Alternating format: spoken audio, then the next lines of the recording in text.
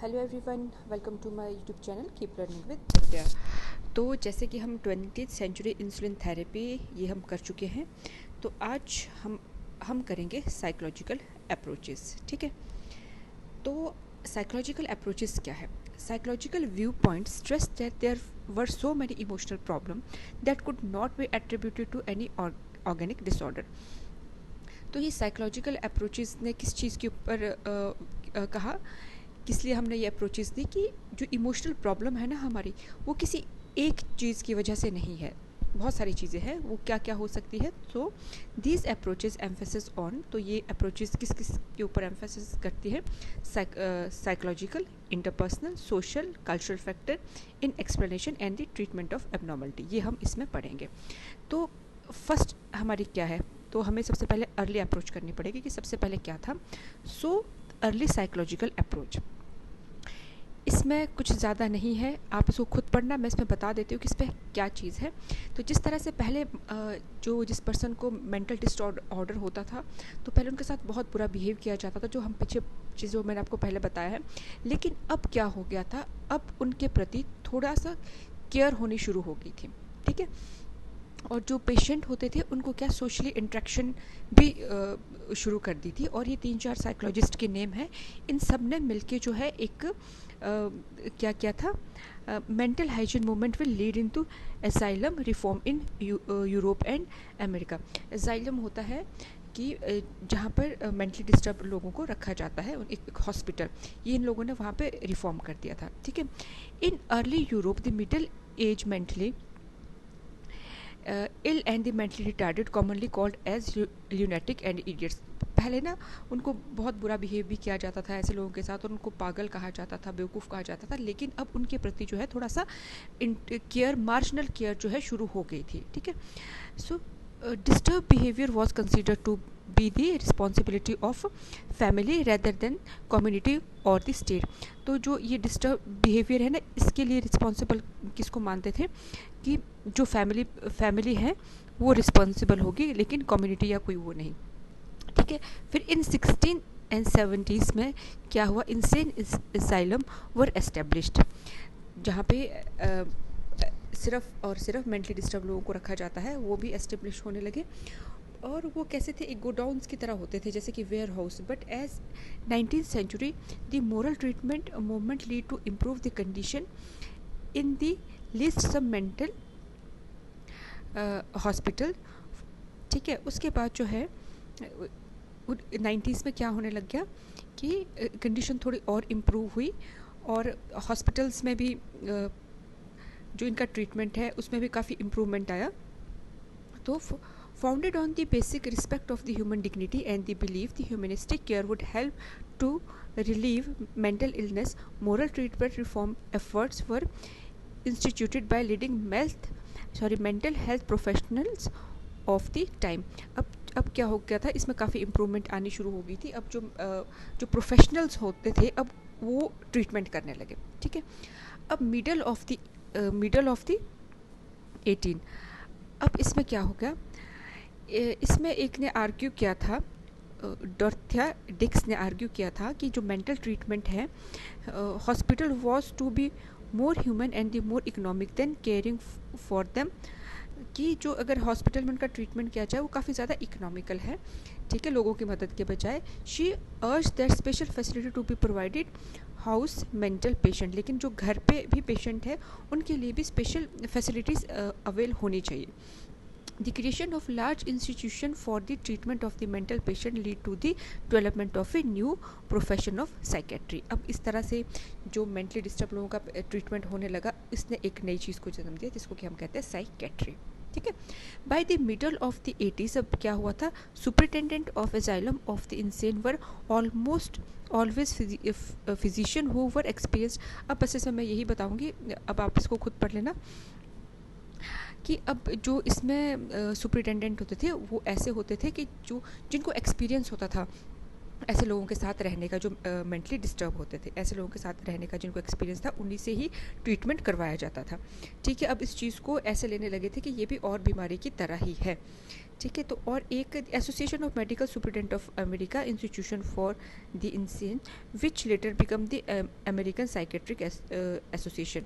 तो अब ये इसमें बस यही बताया है कि जो पहले इस्टेब्लिश किया, फिर वो काफ़ी बड़े लेवल पे जो है एक इंस्टीट्यूट बना। ठीक है, तो अब यही है, इसमें और ज़्यादा कुछ नहीं है। अब नेक्स्ट आता है द मोस्ट इम्पॉर्टेंट, हिस्ट्री के बारे में थोड़ा पता लग गया कि पहले क्या था, फिर इसको किस तरह से इसका लेवल थोड़ा सा इंक्रीज़ होने लगा कि अब इसको इतना बुरा ना मान के इसको भी एक बीमारी की तरह कंसीडर करने लगे। अब आ गया साइको एनालिटिक अप्रोच। ये हमारा जो है, अब मैं इसको बता देती हूँ, दिस इज़ इम्पोर्टेंट। ठीक है, अब इसमें ऐसे लिखा जा रहा है। अब साइको एनालिटिक अप्रोच क्या होते हैं, इसको ध्यान से पढ़ना। सिगमंड फ्रॉइड, ये ही है साइकोलॉजी की करता धरता, जिन्होंने बहुत कुछ दे रखा है। ठीक है, psychoanalysis was pioneered by Sigmund Freud, इनका नाम आपको पता होना चाहिए। He learn the art of hypnosis from the France. He experimented with some what different procedure of the hypnosis. इन्होंने हिप्नोसिस का आर्ट जो सीखा, लेकिन थोड़ा सा डिफरेंट वे में। इन्होंने क्या किया कि पेशेंट को फ्रीली अपनी बात कहने के लिए कहा कि फ्रीली अपनी बात कहो, कि जो कि ना किसी का कोई डर हो, ना कोई प्रॉब्लम हो, कोई कन्फ्लिक्ट नहीं, कुछ नहीं, बस आप अपनी बात कहिए। ठीक है, ही डिस्कवर द अनकॉन्शियस माइंड। क्या होता है कि जब कोई इंसान बोलता है ना, तो उसके जो अनकॉन्शियस माइंड में भी होता है वो भी सामने आता है। तो इन्होंने यही स्टडी करनी थी। ठीक है, एंड और फिर using the technique of free association होगी। फिर ड्रीम एनालिसिस इन्होंने किया कि सपने में क्या क्या नजर आता है। एंड दी फ्रेडियन स्लिप, ये फ्रेडियन स्लिप होता है कि वो कहते हैं ना कि कभी यार मेरी टंग स्लिप हो गई, मतलब कि आपके दिल की बात जो है वो बाहर आ गई। तो इस चीज़ों के ऊपर उन्होंने वर्क किया।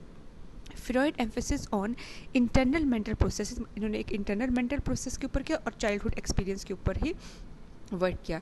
The core element of this approach include, अब इनके जो कोर एलिमेंट थे साइको एनालिटिक अप्रोचेस के, वो क्या थे? Analysis of mental structure, level of consciousness, ये आपको लर्न करने, stages of psychosexual development, anxiety and defence mechanism, and psycho analytic therapy.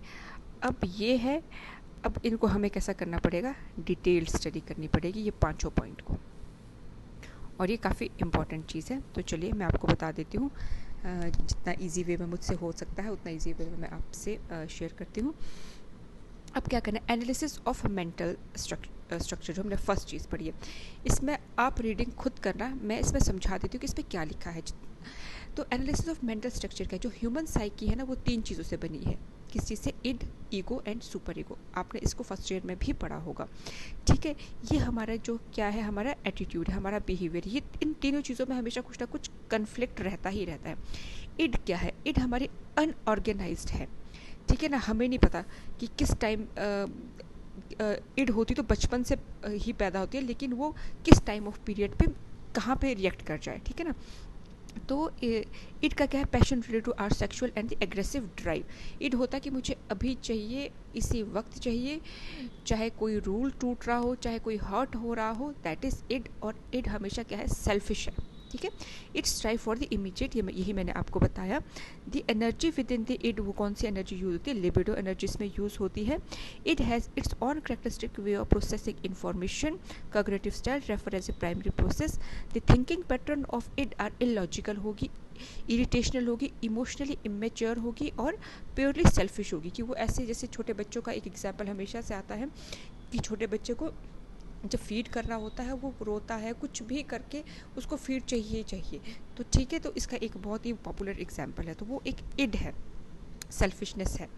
ठीक है, तो सेल्फिश एंड डेंजरस ड्राइव। अब कई बार क्या होता है कि जो ये सेक्सुअली हरास भी करते हैं, वो उनकी इड होती है। कई बार ये सेल्फिश और डेंजरस इतने ज़्यादा होती है कि देखो बहुत सारे केसेस हम सुनने में भी आते हैं, तो वो यही प्रॉब्लम होती है उन पर्सन्स में।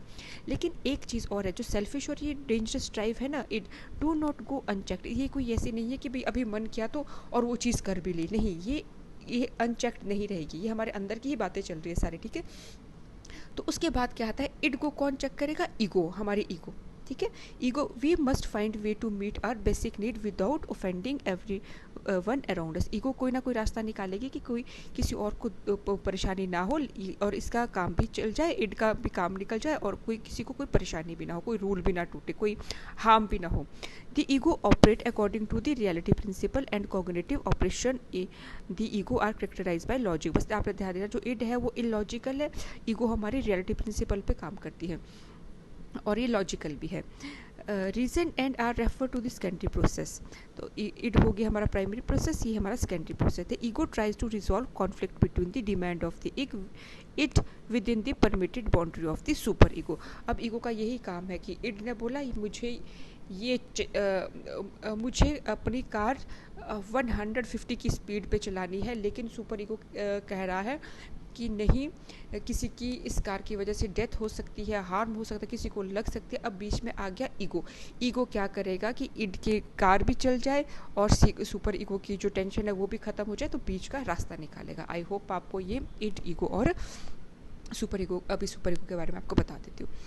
अब क्या होगा, the ego has the role of mediate conflict between the id and the super ego. तो ईगो हमारा इन दोनों के बीच में काम करता है और रियलिटी वर्ड पे काम करता है। तो if it mediate successfully we see an individual who is well adjusted. अगर तो ईगो ने प्रॉपर काम कर दिया तो पर्सन अच्छे से एडजस्ट करेगा। And if the ego is unsuccessful, तो क्या होगा, या तो इड हावी होगी या फिर सुपर ईगो स्ट्रॉन्ग होगा। ठीक है। अब आता है if the super ego is strong we see a. अगर किसी की सुपर ईगो बहुत ज़्यादा है तो हम पर्सन कैसा होगा, हमें देखने को मिलेगा rigid, non flexible individual. Super ego is the store house of the moral and ethical.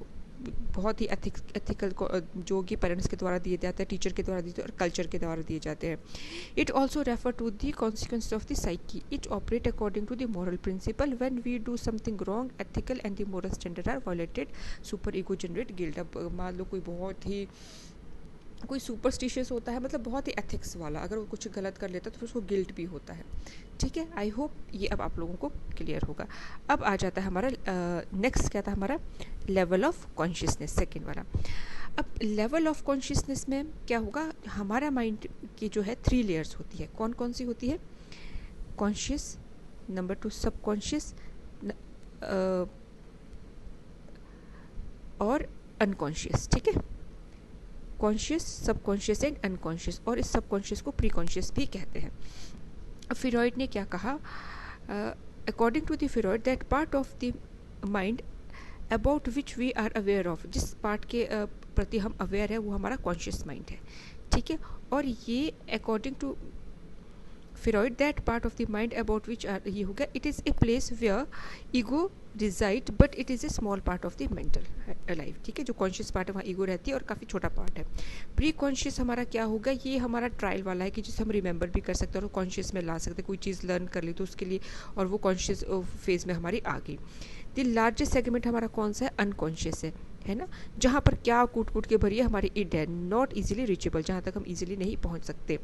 Yet it give rise on to the important need and the influence are behaviour. Super ego reside at the 3 levels of the consciousness. जो super ego वो तीनों level में ही रहती है। Along with the mental structure, level of the consciousness describe the Freudian topography structure of personality. ठीक है। अब I think इसमें भी कोई दिक्कत नहीं है। अब आता है हमारा पास स्टेजेस ऑफ साइकोसेक्सुअल डेवलपमेंट। अब ये इन्होंने 5 स्टेजेस दी है। इन 5 स्टेजेस के आपको नाम पता होने चाहिए।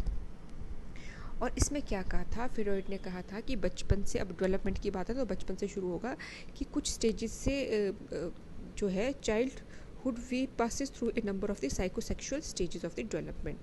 Each stage of the development represent a specific period. हर एक जो stages में specific period रहेगा और उसमें एक अलग ही energy level रहेगा। ठीक है ना। Basic needs arise and under over a gratification of need at any stage level of a strong impression on the individual in form of the fixation or psychopathology reflect throughout the adult life. In each of these stages, energy of the sexual instinct libido is situated in the different part of the body. अब जो ये energy level है ना, ये sexual energy या libido जो end की थी वो अलग अलग पार्ट पे होगी जो इसने कहा है, ठीक है। इनके काफ़ी ज़्यादा इनको माना भी नहीं गया है, नकारा भी नहीं गया है जो इन्होंने बताया है, ठीक है। तो फर्स्ट हमारी क्या है, आपको तो अभी एग्जामिनेशन पॉइंट ऑफ व्यू से आपको इनके नेम्स पता होने चाहिए। नंबर 1 है ओरल स्टेज, बर्थ से लेके 2 साल के बच्चे में ओरल स्टेज कहा जाता है। तो ओरल का मतलब माउथ, इसको माउथ का प्लेजर चाहिए। तो माउथ जैसे इस बच्चों का एग्जाम्पल है कि वो फीड करता है, इन्फेंट है, सकिंग करेगा, बाइटिंग करेगा mouth. And any fixation at this age appear in the form of nail biting, chewing. और अगर इसमें फिक्सेशन हो गया ना एनर्जी का, तो वो बड़े होकर भी क्या करेगा, नेल बाइट करेगा या स्मोकिंग में कन्वर्ट हो जाती है, ठीक है। एक मतलब माउथ प्लेजर है। देन सेकंड क्या आता है, एनल स्टेज। ये है 2 से 3 साल तक के बच्चों को। इसमें क्या होता है, देखा जाता है कि छोटे बच्चों को जो है ट्रेनिंग दी जाती है, टॉयलेट ट्रेनिंग दी जाती है, लेकिन वो क्या करता है, एक प्लेजर के लिए अपने जो है रोकेगा यूरिनरी को, या टॉयलेट नहीं जाना है, इस तरह से होता है। तो ये चीज़ 2 से 3 साल के बच्चों में देखी जाती है कि वो थ्रू दिस प्रोसेस एक इन्जॉयमेंट चाहिए, ठीक है ना। तो ये लिबिडो की एनर्जी इसकी यहाँ पे इस बॉडी पार्ट पे जो है यूज़ हो रही है, ठीक है। अब ये आ गया हमारा फेलिक स्टेज। फेलिक स्टेज हो गया हमारा 3 to 5 ईयर के बच्चों में। अब इसमें क्या है, फेलिक स्टेज में है 3 and goes up 5 year. In this stage boy have, इसमें क्या होगा, बॉय हैव ओडिपल कॉम्प्लेक्स। ध्यान देना, ये इंपॉर्टेंट है। मतलब कि बच्चे का अट्रैक्शन अपोजिट सेक्स के प्रति, मतलब कि बच्चे का लड़के का अपनी मम्मा के प्रति ज़्यादा लगाव रहता है, and wish to have a sexual attachment with their mother, while girls shift away from the mother and get closer to the father and experience labeled as electra complex। तो बच्चे कहते भी है ना कि, बट लेकिन ये इसका कहना था कि जो है इस एज में क्या होगा, जो बेटा होगा वो अपनी मदर की तरफ ज़्यादा अट्रैक्ट करेगा, और जो गर्ल होगी वो अपने फादर की तरफ करेगी, ठीक है। मतलब अपोजिट सेक्स की तरफ जो है अट्रैक्शन ज़्यादा रहता है। देन आता है लेटेंसी। ये है 5 से 12 साल के बच्चों के। In this stage sex drive are subsided and child is mainly engage in acquiring social. अब इस टाइम पे जो जितनी भी ये सेक्सुअल डिराइव्स है, ये सब जो है कहीं गायब हो जाएगी, और अब बच्चा जो अपने एकेडमिक में, प्रोफेशनल स्किल में जो है बिजी हो जाएगा, जैसे स्कूल स्टेज हो जाएगी। अब है जेनाइटल 12 ईयर ऑनवर्ड, 12 साल से ऊपर अब जेनाइटल है। इसमें क्या हो जाएगा, latency stage is where interest in the. अब फिर से जहाँ पे वो सेक्सुअल ड्राइव वगैरह ख़त्म हो चुकी थी, लेस हो गई थी, अब इसमें क्या हो जाएगी, वो एराइज हो जाएगी, ठीक है ना। और अपोजिट सेक्स के प्रति हमारा अट्रैक्शन ज़्यादा होगा, लड़कों का लड़की के लिए, लड़की का लड़के के प्रति। और ये यंगस्टर में टीन एज होती है, ऐसे जैसे कहा जाता है, अपने आप को शीशे में देखना, अच्छे बनना, इस तरह की जो है ये सब चीज़ें किस में होगी, 12 ईयर ऑनवर्ड्स, ओके। यहाँ तक हो गया। अब हम नेक्स्ट हमारा क्या आता है, एग्जाइटी एंड डिफेंस मैकेनिज्म। अब इसमें क्या होगा, Freud noted that major drive of the most people is to reduction in the tension, and that major cause of tension was anxiety. बहुत फ्रॉइड ने देखा था कि बहुत सारे लोग अपनी टेंशन को कम करने के ही इसमें है, तो उस एग्जाइटी का कारण क्या है, तो उसने एग्जाइटी को 3 चीज़ों में डिवाइड किया है, reality anxiety, neurotic anxiety and the moral anxiety. की एग्जाइटी किस किस चीज़ से हो सकती है। तो रियलिटी एग्जाइटी कौन सी है, जैसे कि रियलिटी में है, जैसे किसी इंसान को अगर कुत्ते का डर है, उसको कुत्ता दिख जाएगा तो उसको देख के उसको टेंशन ख़त्म हो जाएगी, है ना। किसी को गिरने का डर है, मैं सीढ़ी से गिर जाऊंगा तो वो सीढ़ी देख के ही डर जाएगा कि मैं गिरूंगा। लेकिन इससे क्या हो सकता है, सिचुएशन से हम अपने आप को बचा सकते हैं कि चलो हम सीढ़ियों से ना जाएं, जहाँ पे डॉगीज़ हो वहाँ से हम पीछे हट जाएं। तो ये हमारा रियलिटी है। देन है न्यूरोटिक एग्जाइटी। ये कैसे, ये हमारे इंटर्न है, अनकॉन्शियस फियर है, डर है किस चीज़ का, जैसे किसी चीज़ की पनिशमेंट हो, हमें पनिशमेंट ना हो जाए, ये वो वाली एंग्जाइटी है, वो है ना। उसके बाद आ गया moral anxiety. This form of anxiety come from the fear of violating value and moral codes. ये आता है कि एक डर से, एंड अपेयर एज फीलिंग हो, जैसे गिल्ट, कि अगर मैंने ऐसा कर लिया तो ऐसा मेरे हाथों से अगर ऐसा हो गया तो ऐसा होगा, मतलब एक मोरल कोड्स है ना, एक फीलिंग है शेम की, ठीक है। तो अब आता है ego is always threatened by the possibility of the impression of the irrational and the antisocial, sexual and the aggressive drive of the id. Thus ego fight a battle to stay on the top of id and the super ego. तो जो ego हमारी हर वक्त fight करती ही रहती है end और super ego से, कि एक स्टेबल लाइफ जीने के लिए, ठीक है ना, सोशली भी तो हमने सही रहना है। The conflict between the ego and super ego produce anxiety that is a threat to ego. अब जब ईग कुछ और बोलेगा, सुपर ईगो कुछ और बोलेगा, तो एक एग्जाइटी भी तो पैदा होगी, ठीक है ना। The threat of the anxiety experienced by ego is a signal that alert the ego to use unconscious protective processes that keep primitive emotion associated with conflict in check. The protective process are defense mechanism, so coping style. तो अब ये हमारा एक ये defence mechanism का वो चल रहा है। अब इसमें क्या बोला कि अपने डिफेंस में, मान लो मैं कुछ गलत भी कर रही हूँ लेकिन मैं उसके अपने बचाव में कुछ ना कुछ उसके बारे में मैं बोलूँगी ही। जैसे कि कोई पर्सन है वो सिगरेट पीता है तो पर लेकिन वो गलत काम तो कर ही रहा है ना, लेकिन वो क्या कहेगा, यार सिगरेट पीना कोई बुरी बात नहीं है, ठीक है। तो ये कुछ है। Freud listed a basic defence mechanism, वो कौन सा है, डिनाइल, है ना, मतलब कि claiming believe that what is true to actually false, मतलब वो गलत काम कर रहा है, उसको पता है लेकिन पर फिर भी उसके पॉइंट में कह रहा है कि गलत नहीं है।